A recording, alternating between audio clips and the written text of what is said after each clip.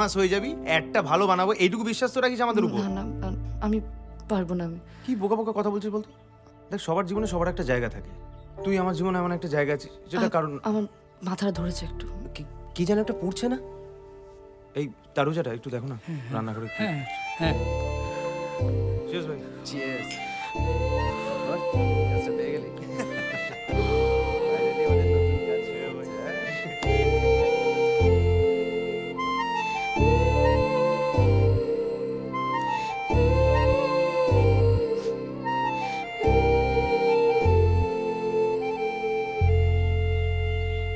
সবই তো বুঝলাম, তারপর?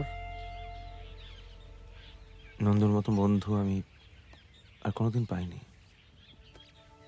আর হয়তো কোনোদিন পাবো না। ওকে আমার বন্ধু হিসেবে খুবই প্রয়োজন ছিল, যেটা ও বুঝলো না।